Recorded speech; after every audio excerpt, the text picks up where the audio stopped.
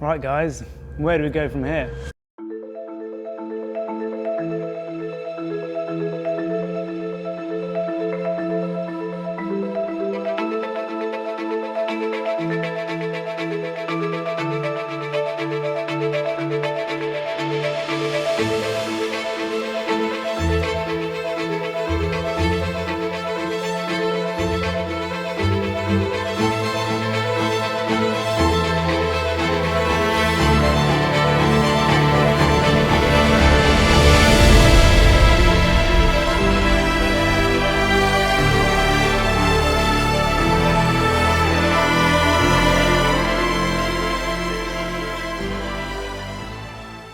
Feels like I've literally just woke up from an epic dream where I went to the craziest car festival in the world with a brand new car that I built with my friends over the last 6 months.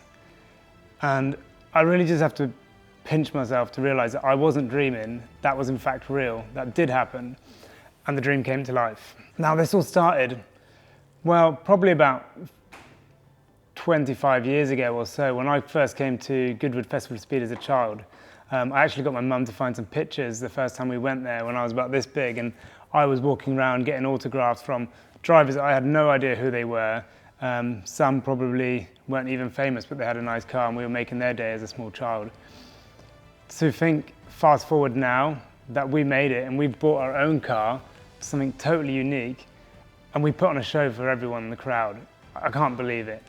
You know, we've been to Goodwood, this is my fifth year driving up the hill now. I've been once in the S14, 3 times in the Corvette, and now with the Volvo. It just gets better every time. And driving it in the Corvette, that was really cool. You know, that was our own world first car, but it didn't even compare to how it was bringing the Volvo. The energy that the fans gave, the crowd, the cheering, the noise. You know, I couldn't see it in the car because we were just trying so hard to keep it on the black stuff. But from the videos I've seen people going wild, it's just made the last 6 months incredible. And the funny thing is, when we started looking back 6 months ago, we had this idea and we knew that we had to build something new for Goodwood because, you know, they like variety. I've driven the Corvette 3 times before. So we came with this idea that we're going to build a new car. And when I told them it was a Volvo 740, and I was really excited about this, the look on all the guys' Goodwood faces of kind of like, you sure you want to do that? Does that sound like a good idea? Could tell they didn't really understand it. But after we made some renders and I promised how cool this would be, I think we changed their opinion pretty quickly when we turned up. The noise this thing makes, the way it looks, and the fact that it just looks like a car that shouldn't be able to do what it does, but it does it so well. So I couldn't be more happy with how the cars come out and the support I got from all the people at Goodwood and all my friends, sponsors, and people who have really helped me along with this build. We couldn't have done it without you, and we couldn't have done it without all you guys watching this from home. I mean, I'm pretty much just watch YouTube now. I gave up on TV because I feel like it just doesn't feel like real, where YouTube, you can really get behind things and you can see things from the, you know, like behind the scenes. So I've always wanted to do YouTube, but always been too nervous. You know, I feel, oh, I'm gonna be judged. The car scene's pretty judgy as it is, and I was worried that, you know, what if we do this, I'm gonna look like a fool, people won't watch. But we decided we're gonna build this car, we're gonna give it all we have, we're gonna film it, document it, we're gonna have fun along the way. And I can't believe how well it's gone. You know, we've got videos with 30,000 views on YouTube, averaging, you know, 10,000 people watching them now, getting comments and people who are coming up. You know, even at the weekend, it was so cool to see that, you know, there was like father and son coming up saying they watched every episode and they knew all the problems we had and they really were behind the build. And yeah, that was, I can't thank everyone enough for that. That was so cool. And if you're at home, you're doing your sport, it might not be drifting, it might be something else, and you feel like you've got a story to share, but you're worried about doing it in front of the camera, trust me, it does get easier. The first few episodes, it feels really weird. But now I think we've done like 25 episodes and I even feel kind of confident talking to myself with loads of people in the background. And I feel like it's been just really, really good. We got our invite for Goodwood Festival of Speed in February. We'd been speaking to them before, like I said, but it wasn't until mid to late February, we got the invite from His Grace himself saying, we'd love you to come to Goodwood. And at the time, we got this email with a nice letter. Walking into the workshop, we are literally cutting the car in half. It is a shell.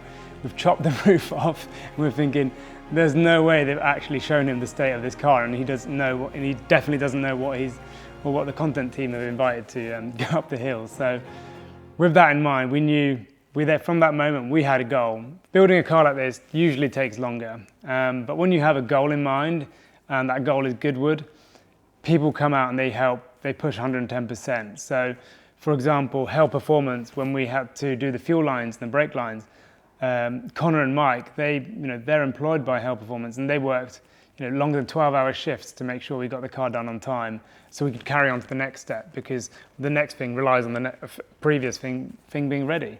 And then towards the end of the line, where we were wrapping you could see in I guess it would be the last video before Goodwood, where we stripped the car, painted it, wrapped it, mapped it, and tested it in like 4 or 5 days' time. That just feels like a blur. And before that, we had Kevin Broomberry and his dad, who came to help us build the car. I need to thank him again. We couldn't have done this without him. He also has just as cool of a 740, and we've got something really cool lined up later in the year where we're going to get to drive these together. And you're not going to be ready to see that. If you thought one of these was cool, wait till you see two driving together. So this video, it was just a bit off the cuff, really. We just wanted to say thank you to everyone who made this happen. Sponsors, partners, my family, mum and dad, my wife and kids, especially for supporting me when we did this. So it's long hours to get this done, and I definitely wasn't around all the time. But we've done it, and what's next? I'm not really sure. We're going to keep developing this car. It already drives fantastic. I wasn't expecting the Volvo to drive as well. We knew it would be cool, it would get attention, it'd be loud and crazy, but the bonus is that it drives amazing. It's so much fun to drive, it's snappy, it's agile. You can't really tell up Goodwood because it's not really a drift track, but it does a good burnout, you can see. So next, we're going to get it ready. We want to do some competitions. We want to take this abroad. Let us know, where do you want to see it? Where should we go? We're going to Gaston track next weekend. That's going to be pretty cool. Silverstone, over 100 mile an hour. We're going to have some big sends there. And later in the year, we've got the LZ World Tour, which is at Castle Combe, which you need to get your tickets for. That's going to be epic. Not just this car, there's 23 other just as mad vehicles and people from around Europe driving in that. So yeah, let us know where you want to see us and what we should do next. Another part of this weekend's experience that I haven't really touched on is just how cool it is to drive with the legends that were in my drift badge. So, Mad Mike, I've watched him. We also supply the fuel for the event, so I've been going there for years. Watching Mad Mike tear it up in the rotary cars, that is 100% the reason we have a rotary Volvo and a rotary Corvette. And he's just such a showman, and he's also a really sound dude. He loves what we're doing, and even on the final run we got this sick photo where I was coming up on the last corner, and all of a sudden this guy jumps up like a jack in the box, and that was Mad Mike jumping off a hay bale, and we got some really cool photos for that. But we had James Dean, arguably the best drifter in the world, Ryan Turk, Chris Forsberg, again American champions, Bagsy, one of my best friends, all getting to drive together in front of a huge crowd. That is a dream come true, and I wish everyone, all my friends, or everyone who's drifting could get to experience what I had this weekend.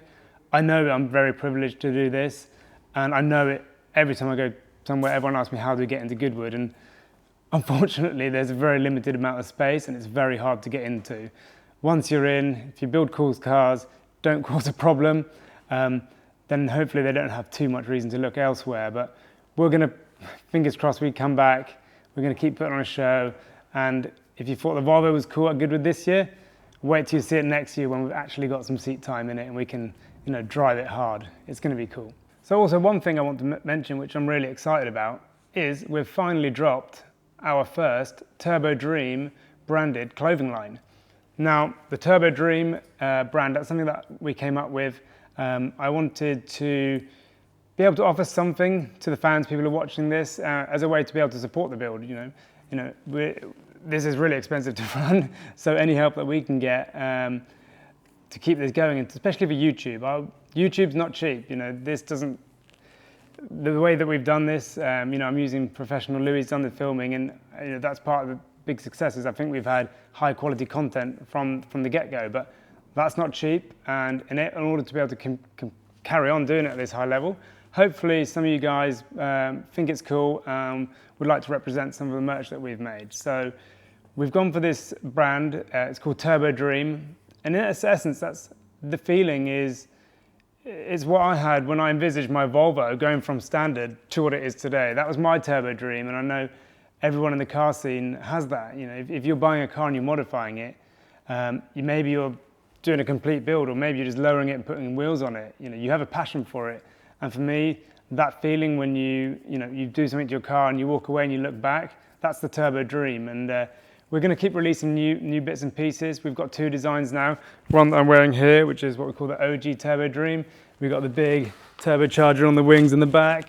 And we've got the Volvo Dream design, which features the Volvo as it was when it was factory, kind of mid-dream, thinking about all the parts that we're going to put on it. So yeah, please, we've just created a website. It's nothing flashy, but if you want to support the build, grab yourself a t-shirt, then yeah, that would mean the world to me, and hopefully that means we can keep making this cool content. And as a bit of a final one, I want to run a bit of a competition with the t-shirts. So I thought maybe we can drop a comment. If you got invited to go to Goodwood as part of the Drifters, and you had to build a car, what would you build?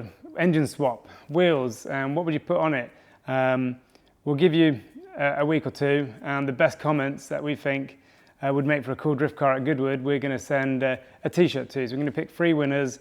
You'll get to choose if you want the Volvo Dream or the Turbo Dream t-shirt, and we'll ship that, I'm going to say anywhere in the world, and hopefully that's not going to bite me, but we should be cool. So yeah, thank you all for watching this video, a bit different.